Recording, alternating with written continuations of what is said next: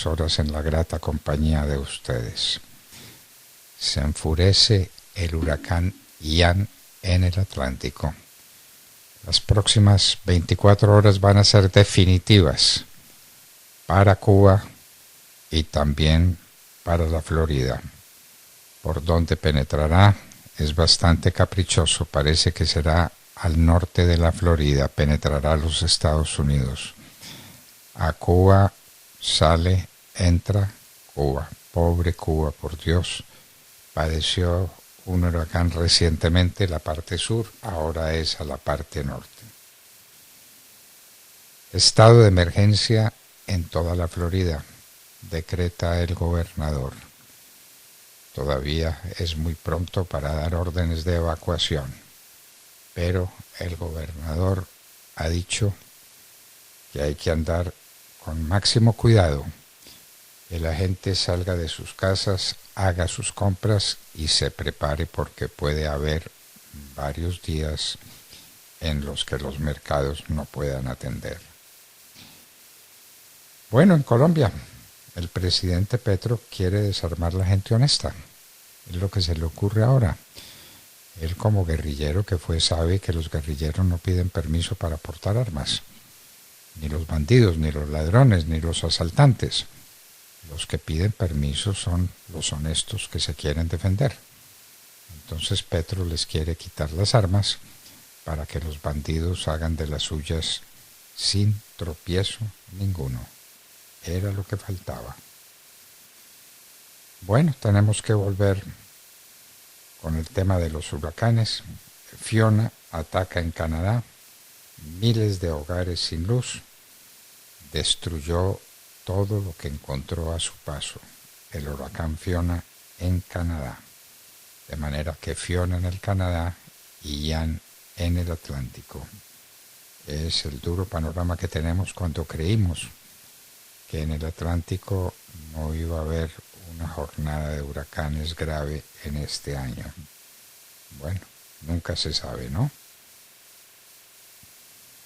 Demandado el gobernador DeSantis por mandar migrantes a otros estados, que se trata de un acto ilegal e inconstitucional, según las leyes y la Constitución de los Estados Unidos. Guatemala detiene una caravana con más de 500 personas. ¿Saben ustedes para dónde iban? Claro, para los Estados Unidos. En Arizona, un juez dictó una sentencia donde limita el aborto a los últimos casos de extrema necesidad para salvar la vida de la madre. Arizona sin aborto. En Irán, ¿es el fin de los ayatolas? La gente se levanta indignada.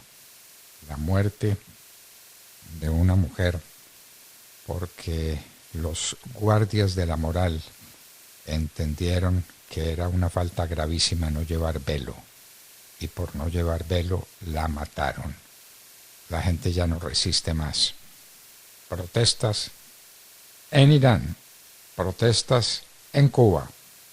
Es la hora de la opacidad y del fin de estos regímenes autoritarios. Puede ser. En Irán es muy grave la situación. Siguen las protestas en Rusia. Hay más detenidos. Federer perdió su último partido. Lo ganó todo en la vida. Tata Castro no lo contará. Más de 150.000 personas por la selva del Darién. Les repetimos, más de 150.000 personas. Esa es una ciudad intermedia en Colombia. Lo del Darién es una tragedia humanitaria a la que nadie le ha puesto atención. Presidente Petro, dedíquese a eso más bien. Corea del Norte dispara un misil antes de la visita de Kamala Harris, vicepresidente de los Estados Unidos, a Corea del Sur. Violencia en Tijuana, México, desborda las morgues. no hay donde meter más cadáveres por la violencia narcotraficante, habrá que decirlo, en Tijuana, en el norte de México. Demandado un juez que había absuelto a los militares que habían resultado implicados en el caso de Ayotzinapa. Denunciado. Tiroteo en Parque de Pensilvania. 3 heridos. No es Pensilvania Caldas, amigos. Es Pensilvania, Estados Unidos. Caída sin precedentes de la libra esterlina frente al dólar. Hablaremos con ustedes más adelante de este tema. Nunca la libra estuvo tan débil frente al dólar como hoy. Repetimos, nunca. ¿Qué pasa en el Bajo Cauca antioqueño? Se levantaron los bloqueos a finales de la semana pasada, vuelven los bloqueos. ¿Qué pasa en el Bajo Cauca antioqueño? Focos de protesta. Está listo el puente Simón Bolívar para el histórico momento en el que se abran las comunicaciones y los venezolanos puedan venir más cómodamente a buscar comida en Colombia. ¿Qué van a hacer los colombianos en Venezuela? ¿Qué tiene Venezuela para vender? Es la pregunta que nos hacemos. El presidente Petro dice 2 cosas. Una, que quiere traer en todo el país su programa de jóvenes en paz. Lo puso en marcha en Bogotá. Consiguió 1.000 jóvenes en Bogotá. No hizo nada. Y eso lo quiere llevar a todo el país. Y que se va o se fue de ejercicios espirituales con sus ministros. Los ejercicios espirituales son de San Ignacio de Loyola, presidente Petro, no suyos. Hoy es el día de la marcha. Hablaremos con Pierre Unzaga. Caminar no está de más en el día de hoy, en Bogotá y en algunas ciudades del país. Caminar para decirle al presidente Petro que no está usted de acuerdo con las cosas que está haciendo en este primer mes y medio de su gobierno. Caminar, no más, caminar. La ley de sometimiento se propone un 60% de rebaja de penas, pero entonces los van a castigar con el 40%. ¿Quién da más? Las ofertas están abiertas. Venezuela tiene hambre de comida, no de balas, dice una mujer que protesta contra el régimen.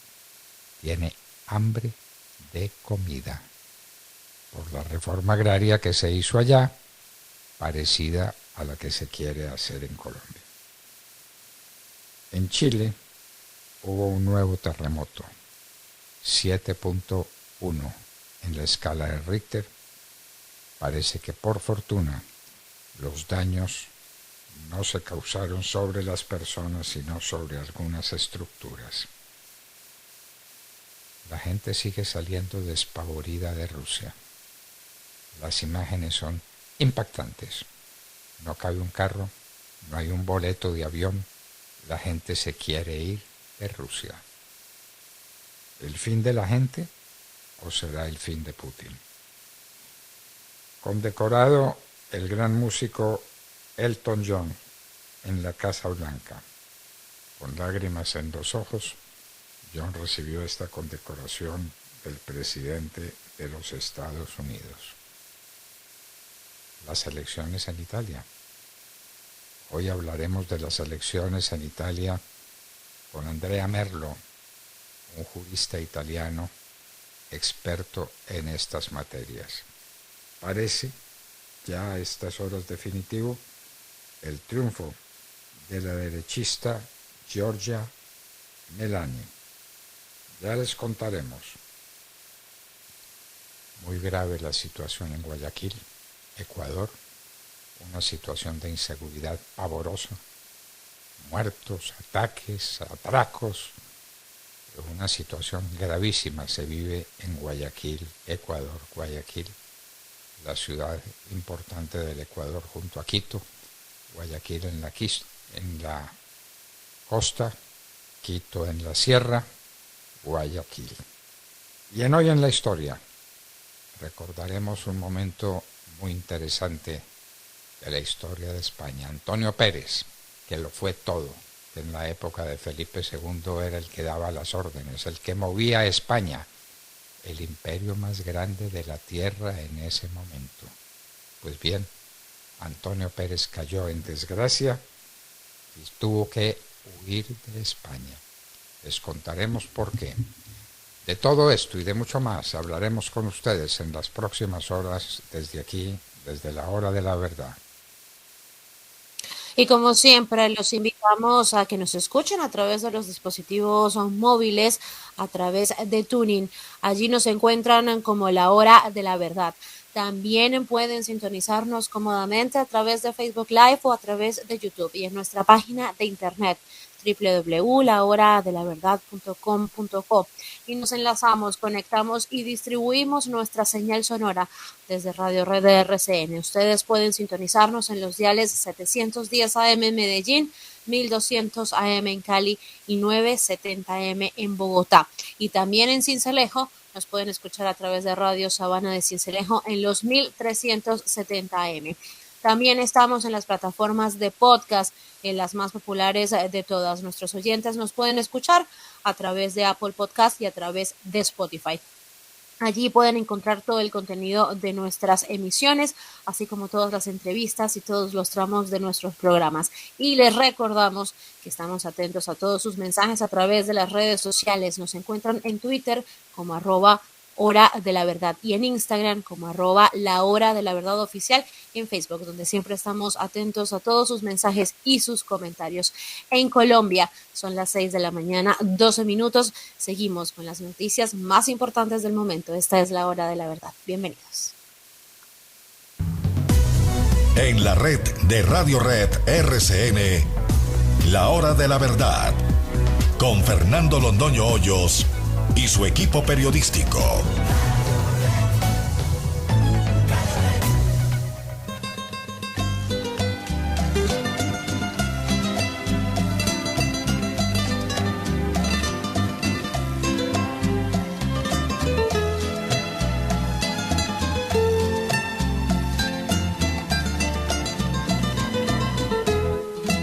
No se da ni cuenta que cuando la miro, por no delatarme, me guardo el suspiro, que mi amor callado se enciende con verla, que diera la vida para poseerla. No se da ni cuenta que brillan mis ojos, que tiemblo a su lado y hasta me sonrojo, que ella es el motivo que a mi amor despierta, que ella es mi delirio y no se da cuenta. Esta cobardía de mi amor por ella hace que la vea igual que a una estrella, tan lejos de la realidad, que no espero nunca poderla alcanzar.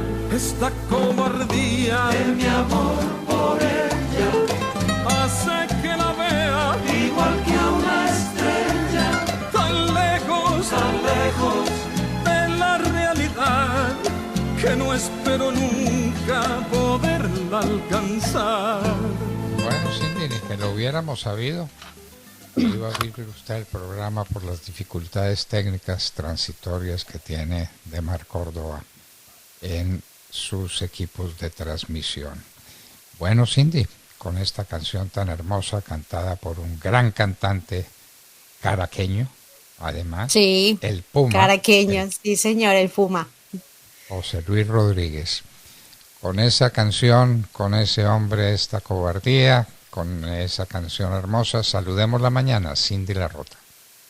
Doctor Fernando, muy buenos días para usted, para todos nuestros compañeros en La Hora de la Verdad y para nuestros oyentes. Mientras Ademar resuelve, doctor Fernando, esta dificultad técnica, yo les quiero hablar del ámbito internacional, porque les cuento que las manifestaciones en Irán, doctor Fernando, cumplieron ya hoy 10 días. Miles de jóvenes han salido a protestar por las calles de Teherán y otras 50 ciudades iraníes después de la muerte de Masha Amini, una joven de tan solo 22 años, cuando estaba bajo custodia de la llamada Policía de la Moral. Masha, doctor Fernando, fue detenida el 13 de septiembre por llevar mal puesto el hijab, que es ese velo que deben llevar las mujeres musulmanas para cubrir su cabello. Las autoridades iraníes informaron en ese momento que Masha Amini, doctor Fernando, tenía problemas cardíacos y que había sufrido un infarto cuando estaba detenida en una comisaría de Teherán, calificando lo ocurrido como un hecho desafortunado. Sin embargo, la familia ha dicho que la joven no sufría de ninguna afección cardíaca y su padre ha denunciado que fue golpeada cuando estuvo detenida. Durante este fin de semana hubo enfrentamientos contra la fuerza pública. Los manifestantes, doctor Fernando, quemaron motos y carros de la policía, también símbolos del gobierno, e incluso un mural del general Qasem Soleimani, recuerde, el general de la Quds o de esa guardia revolucionaria iraní. También 2 comisarías fueron incendiadas mientras se cantaban consignas en contra del régimen iraní. Según informó la ONG Derechos Humanos en Irán, con corte al viernes 23 de septiembre, al menos 35 personas habían muerto en medio de las protestas. Sin embargo, los medios internacionales reportaban ayer por la noche que al menos 41 muertos y 1.186 detenidos han quedado en medio de estos 10 días de protestas. Entre los detenidos, doctor Fernando, también hay 17 periodistas. Doctor Fernando, compañeros, medios de comunicación internacionales dicen que estas son las protestas más grandes en el país en los últimos años y con un gran componente social, pues la población, sobre todo la gente más joven, está exigiendo reformas al régimen iraní, que ha respondido con fuerte represión policial. Por estos días también ha restringido el funcionamiento de redes sociales como WhatsApp y la conexión a Internet en todo el país. Los manifestantes se han apoyado en la red social Twitter, por donde se han sumado millones de personas en todo el mundo para protestar en contra del régimen iraní. Y doctor Fernando, la Guardia Revolucionaria de Irán ha calificado las protestas de sedición y pidió al Poder Judicial que juzgue a quienes se manifiestan por las redes sociales y en las calles, pero esto no ha amedrentado a los jóvenes.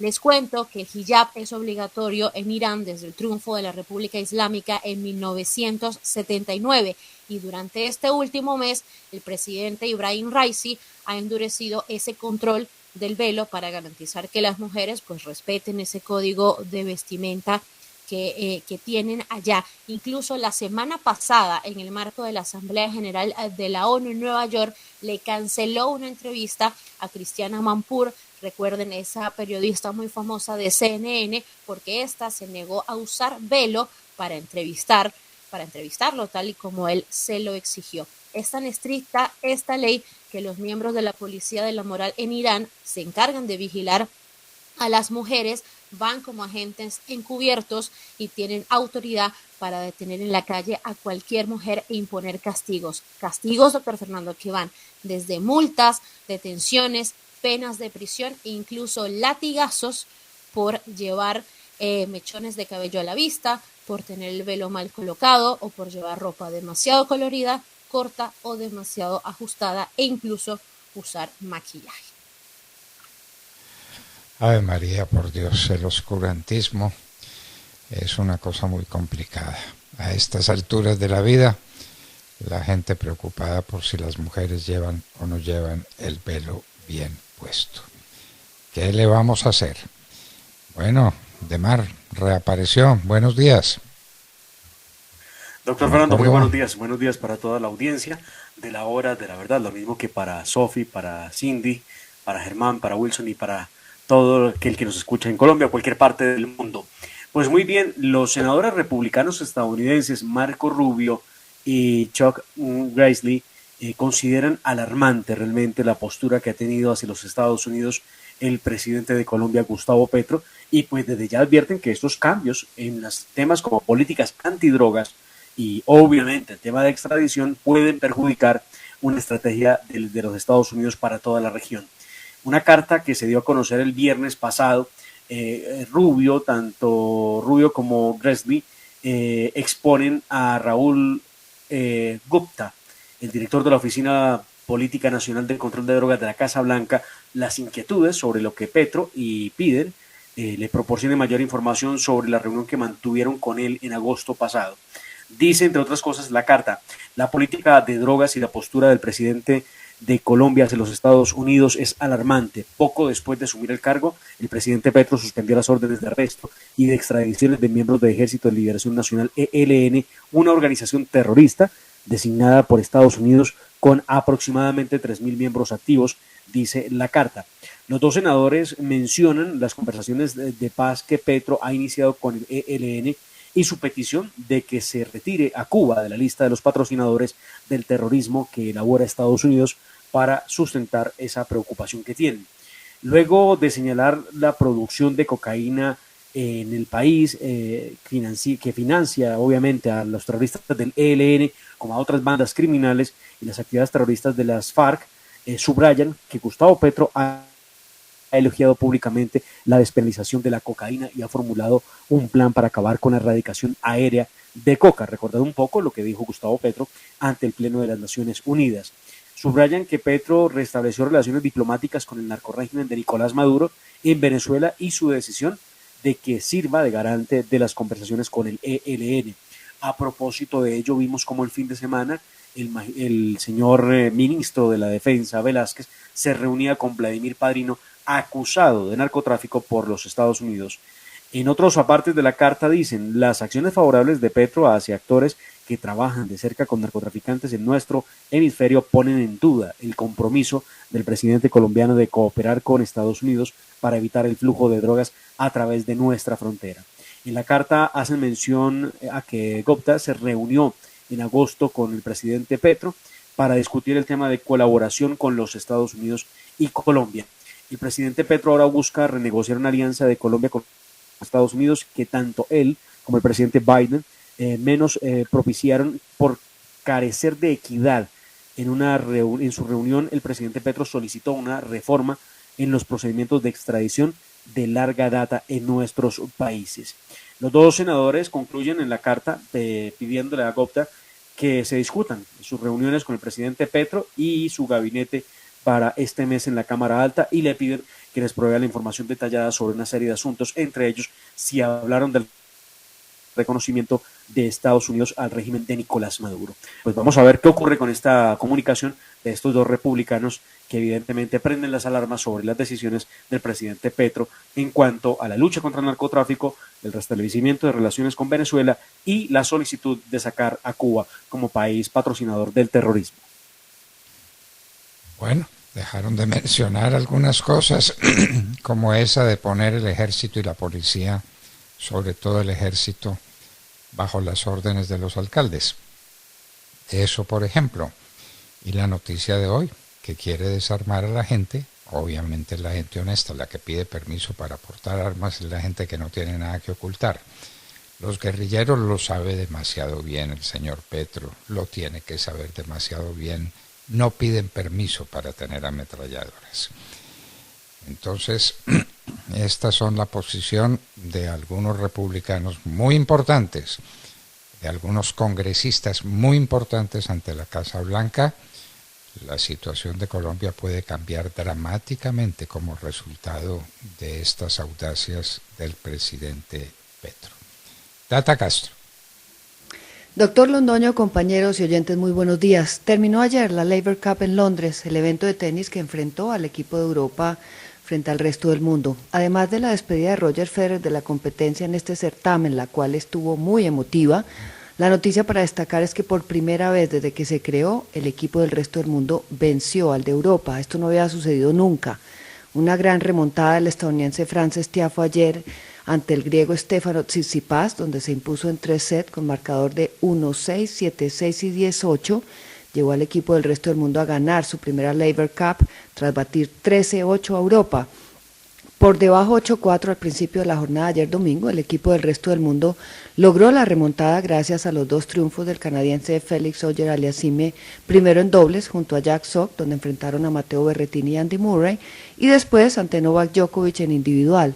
Tiafoe completó el trabajo frente al griego Tsitsipas, dejando a los europeos sin posibilidad de alcanzarlos, gracias a que el último día cada victoria suponía 3 puntos, a diferencia del sábado cuando valía 2 y el viernes solo 1. Este singular método de conteo lo aprovechó el equipo del resto del mundo con 3 victorias consecutivas ayer domingo que ayudaron a voltear el marcador.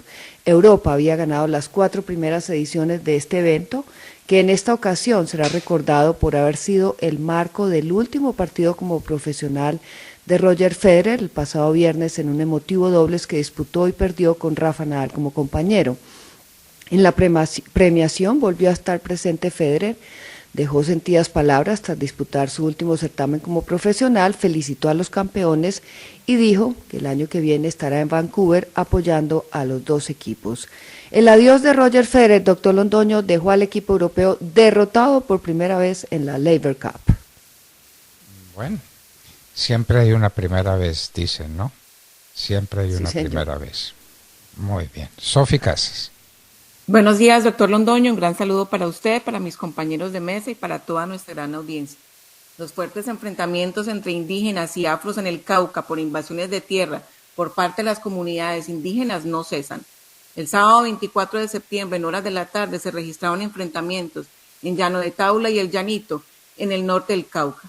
Los indígenas que fueron desalojados de la hacienda Apio y con el cuento de la liberación de la madre tierra y que ellos son los dueños legítimos desde antes de la conquista, intentaron nuevamente tomarse la hacienda El Chimán, ubicada en esta vereda, encontrándose con las comunidades afros quienes se están organizando en brigadas de vigilancia para hacerle frente, para actuar también en masa para el cuidado de los terrenos y protegerlos de invasiones. Las comunidades que están en la parte plana, parte llana, en Corinto, Miranda, Caloto, Padilla, Guachené, Santander de Quilichao, en estas comunidades hay gran cantidad de cultivos de caña. En este nuevo enfrentamiento, los habitantes de la zona denunciaron que los indígenas del Consejo Regional Indígena del Cauca, CRIC, llegaron disparando contra la población y los trabajadores de los ingenios azucareros, que la población y las comunidades afro los sacaron a palo y que hubo varios heridos, manifestando que los indígenas tenían armas y los afros respondieron igual, dejando 4 heridos. Cerca del sitio de los enfrentamientos hace pocas semanas, los indígenas colocaron una bomba y volaron un puente en Llanito, puente el Tetillo. Escuchemos el audio de los enfrentamientos. ¡Ay, el muchacho! ¡Ay, una varilla, hombre! ¡Ay, Dios mío, no! ¡No! La personera de Guachené, Jimena Bastidas, llegó a la zona para tratar de controlar la situación. Sin embargo, denuncia que los indígenas la detuvieron por unos minutos y que su motocicleta fue hurtada y que quemaron otras 3 motos que estaban al frente de ellos. La personera denuncia también que les mostró a los del CRIC su chaleco de representante de los derechos humanos y sin importarles empezaron los indígenas a disparar. Escuchemos las denuncias de la personera de Guachené. El día de hoy me llaman y manifiestan que los indígenas se tomaron otra vez la vereda de Llano de Taula. Como personera municipal de Guachené acudo al llamado de la comunidad. Estoy ahí con la comunidad, precisamente en la vereda. Llegan los indígenas atacándonos, disparando. En ese momento se me llevan la moto. Queman 3 motos que tenemos en la parte de adelante pues, de una de las viviendas. Se me llevan la moto, yo les muestro el chaleco, les digo que por favor que no, que la moto es de la personería, que yo soy la defensora del pueblo, que yo soy representante de los derechos humanos. No les importó, en ese momento se agachan 3 de los indígenas y nos empiezan a disparar. Cogí uno de los niños que está en la parte de afuera de la casa. Ese grupo de indígenas se me llevó la moto, ¿sí? Es el medio pues de transporte. De verdad que nunca había vivido una situación como esta. No les importó que fuéramos representantes de los derechos humanos, que somos defensores de derechos humanos como representante del municipio de Guachené. Nunca había visto a alguien que nos empezara a disparar sin piedad. Como lo hemos venido denunciando aquí en La Hora de la Verdad, a pesar de la mediación de las autoridades que han estado en los sitios, no han hecho nada para impedir el avance de los invasores. Las comunidades afro, a pesar de no ser dueñas de muchos de los terrenos invadidos, se han hecho del cultivo de caña su principal actividad económica, denunciando que los indígenas quieren invadir no para darle la tierra a ellos, sino para quedársela. Bueno, no hay duda ninguna, lo que está pasando en el Cauca es de extrema gravedad. ¿Y dónde está la policía? ¿Y dónde está el fiscal general de la nación? ¿Dónde la procuradora? ¿Dónde las autoridades? Esto es un problema pues entre negros y indígenas, entre trabajadores honestos de las fincas y quienes se las quieren robar. Así de fácil, así de sencillo es. Y en un minuto, queridos amigos, estaremos con Pierre Onzaga, un empresario organizador de la gran marcha nacional de hoy. En un minuto. www.lahoradelaverdad.com.co